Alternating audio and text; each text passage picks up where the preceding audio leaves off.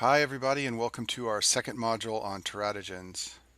All the items listed on this slide are potential teratogens. In the first teratogen video I talked about drugs. In this video we're going to focus on these items here highlighted in red, and in a separate video I talk about the torch infections that are dangerous during pregnancy. Let's start by talking about alcohol. If mothers who are pregnant consume large amounts of alcohol, this can potentially harm the baby.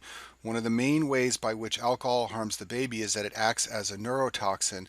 There are multiple mechanisms of this effect. Alcohol can lead to cell death, failure of nerve cell migration, but through all of these effects, alcohol often damages the central nervous system of the baby, and therefore one of the main outcomes from mothers who drink during pregnancy is that their babies are born with intellectual disability, which is also known as mental retardation. Now, in some cases, in addition to intellectual disability, the baby is born with other features of a syndrome called the fetal alcohol syndrome. So the fetal alcohol syndrome is intellectual disability from alcohol plus characteristic facial features and congenital heart defects and skeletal anomalies.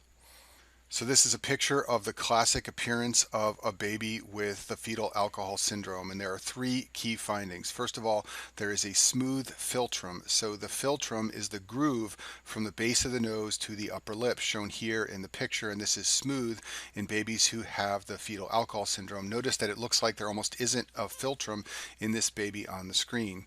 In addition, these babies have short palpebral fissures. The palpebral fissures are the openings of the eyes, and these babies have a small opening of the eyes. And then finally, there's a thin vermilion border. The vermilion border is the upper lip, and the upper lip in this baby on the screen you can see is very thin and narrow. These babies also often have congenital heart defects. There are lots of different defects that can occur in children born to mothers who drink alcohol, but some of them are listed on the screen here. These include atrial septal defects, ventricular septal defects, and even tetralogy of Fallot. In terms of growth and skeletal abnormalities, basically these babies are just very small. If you notice that picture I showed 2 slides ago, the baby's head was very small, and babies born to mothers who drink are very small in general, and they often remain below average for height and weight throughout their lives. Sometimes these babies also have limb defects, so their fingers can be contracted, and sometimes they have congenital hip dislocations as well. Finally, let's talk about the central nervous system effects of alcohol. First of all, babies born to mothers who consume alcohol when they're pregnant can have structural defects of the brain. Basically, the brain is just smaller than it should be in these babies. That's an easy way to remember this. Basically, everything about these babies is just small. So these babies often have a small head, which is microcephaly, and they can have small other structures in the brain like the corpus callosum, the cerebellum, and the basal ganglia. In the most severe form, these babies can be born with holoprosencephaly, where they have a single lobe of the brain. In addition, these babies often have abnormal reflexes, which can be detected at birth. They can also have hypotonia and cranial nerve deficits, and that can also be detected at birth. And then, as I said before, one of the major problems when mothers drink during pregnancy is that their children will have lifelong intellectual impairment with a reduced IQ. I'll finish our discussion of alcohol with this slide and talk about the timing of exposure. Babies that are exposed to alcohol in the first trimester are the babies that tend to develop the facial abnormalities, the brain abnormalities, and congenital heart disease. Remember, in the first trimester, the body is forming, so exposure to any teratogen at this period of time, including alcohol, tends to lead to structural abnormalities like the ones shown in this slide. On the other hand, exposure to a teratogen like alcohol in the third trimester mostly affects growth because in the third trimester, the body has formed, the baby is just growing in size. So alcohol exposure in the third trimester mostly affects the size of the baby and the growth of the brain. And then finally, I just want to mention that intellectual impairment or mental retardation can occur in absence of the facial or brain anomalies. Remember that intellectual impairment is one of the major consequences of pregnancy-associated alcohol consumption. So just because a baby's born and doesn't appear to have any birth defects, it doesn't necessarily mean that that baby won't later in life show evidence of intellectual impairment. Now let's talk about smoking during pregnancy. There are two toxins in cigarette smoke that can harm the baby. First of all, there is nicotine, and secondly, there is carbon monoxide. Both of these substances can impair oxygen delivery to the fetus. This is what you want to know for step one of your boards. First of all, nicotine can cause vasoconstriction. This can decrease placental blood flow. And then carbon monoxide can compete with oxygen for binding to hemoglobin, and this can decrease the amount of oxyhemoglobin in the maternal blood. So by both of these mechanisms, less oxygen is delivered to the fetus during pregnancy. And if you understand that mechanism, it's very easy to understand the consequences of smoking during pregnancy. First of all, the baby will not grow enough. Intrauterine growth restriction and low birth weight are common among children born to women who smoke. In fact, 20% of cases of low birth weight babies are associated with smoking. In addition, because there's poor oxygen delivery to the placenta can become abnormal. Placental abruption, placenta previa, and premature rupture of membranes are all more common among women who smoke during pregnancy. Preterm labor is also more common among women who smoke during pregnancy. And then finally, there's a well-documented association with sudden infant death syndrome and mothers who smoke during pregnancy. SIDS is when babies die during their first year of life, often in their sleep, and there's a well-documented association of this with smoking during pregnancy. Using cocaine is also dangerous to the baby during pregnancy. Just like nicotine, cocaine causes vasoconstriction, and therefore the effects of cocaine on pregnancy are similar to those of smoking. Babies born to mothers who use cocaine are often small with low birth weight, and there's an increased risk of placental abruption, preterm birth, and even miscarriage. Mercury is a potential teratogen. Mercury is a metallic element. This is a picture of liquid mercury on the screen here, and it's found in fish and seafood in the form of methylmercury. Methylmercury is mercury bound to a methyl group. This is found in fish and seafood, and it's not removed by cooking, and the highest levels are found in swordfish, shark, tilefish, and mackerel king. This is a picture of a mackerel king at the bottom of the screen here. And it turns out that the fetal brain is highly sensitive to mercury. The mother is usually not affected. So if a mother eats lots of these type of fish during pregnancy, the baby can potentially be harmed.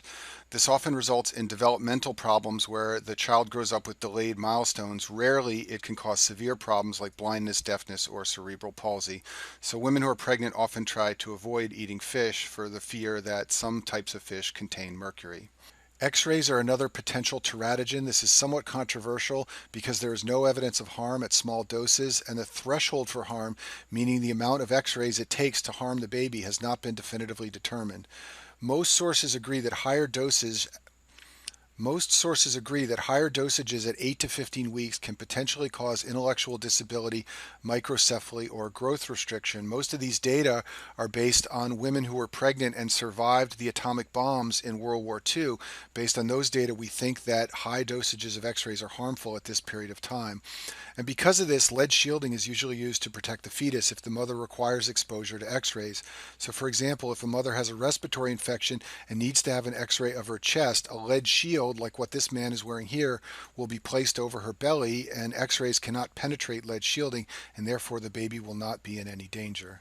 Now let's talk about problems among babies when the mother has diabetes. There are multiple effects of maternal diabetes on the baby. First of all, this can lead to increased growth. Remember that glucose is fuel for growth of the fetus. So if the mother has diabetes and her blood sugar levels run high, the baby can get very large. In addition, the baby can have blood sugar alteration problems with high or low blood sugar. In addition, there's a higher risk of congenital heart disease and CNS disorders. And all of these adverse effects are related to the severity of the diabetes. So if the mother keeps her blood sugar well controlled during pregnancy, these effects are very unlikely. Mothers who poorly control their blood sugar have a much higher risk of abnormalities in the baby. So the first potential effect of maternal diabetes is macrosomia, which basically means a large baby. Children born to diabetic mothers are often large for gestational age. Their weight is often greater than the 90th percentile, and these babies are often greater than 9 pounds at birth. Usual weight for a baby at birth is about 6 or 7 to 8 pounds. 9 pounds or greater than 10 pounds is an enormous baby, like this child shown on the screen here. And because these babies are so large, this can potentially lead to birth injury during delivery. Sometimes the babies suffer what is known as shoulder dystocia. This is where the shoulders cannot pass through the birth canal. It can be difficult to get the baby out, and sometimes an emergent C-section is required. Another problem that occurs among babies born to diabetic mothers is neonatal hypoglycemia. So in the womb, if the fetus is exposed to high levels of blood sugar from the mother, the baby will begin making lots of insulin. This is called a hyperinsulinemic state. After birth, however, the baby no longer needs all that insulin, but it's still circulating and being generated. So in the first 24 hours or so of life, blood glucose levels can get low, sometimes below 40, which can potentially cause a seizure. Now this is transient. It usually resolves after about 24 hours, and because of this reason, if the mom is diabetic, the baby needs close glucose monitoring after delivery. Congenital heart defects occur in 3 to 9% of babies born to diabetic mothers. There are lots of different heart defects that have been described, but the classic one you should remember for step 1 of your boards is transposition of the great arteries. This is associated with maternal diabetes. In addition, all of these other defects I've written on the screen here can potentially occur. There is a congenital anomaly called the caudal regression syndrome. It's also called sacral agenesis. This is a rare congenital abnormality, but it's much more common among children born to maternal diabetics. It's classically associated with maternal diabetes. Usually it occurs in children of insulin-dependent mothers. In this syndrome, there is incomplete development of the sacrum. This can lead to what's known as sirenomelia, which is the mermaid syndrome, where children are born with fusion of the legs. In addition, they can be missing the bones of the sacrum, and it also includes a neural tube defect in many cases. So you can basically think of that lower pelvic region as being entirely abnormal. So the sacral bones are missing, there may be a neural tube defect, and the legs are fused together. On the left side of the screen is a baby with sirenomelia. You can see that the legs are fused together. On the right side of the screen is an x-ray of a child with sacral agenesis. You can see that the bones in the bottom of the pelvis are very, very small. This is because they have not grown normally. The last topic for this video is phenylketonuria. Patients with phenylketonuria cannot metabolize the amino acid phenylalanine. I talk about this disorder in detail in the biochemistry video on phenylalanine, but for our purposes here, you should know that if a mother has phenylketonuria, her baby is at risk because if she consumes phenylalanine, she cannot metabolize it, and high levels of phenylalanine act as a teratogen. So during pregnancy, women who have PKU have their phenylalanine level monitored and it needs to be kept normal, and dietary restriction of phenylalanine is essential during pregnancy so that the levels don't build up and harm the baby. You can think of the effects of phenylalanine on the baby as similar to those of alcohol. That's an easy way to remember them. So babies born to mothers with PKU can be small, they can have intrauterine growth restriction, they can have microcephaly, they often have intellectual disability or mental retardation, and in addition they often also have congenital heart defects. One of the common congenital heart defects in babies born to mothers with PKU is coarctation of the aorta. They also often have a rare congenital heart syndrome called hypoplastic left heart syndrome. And that concludes our second video on teratogens.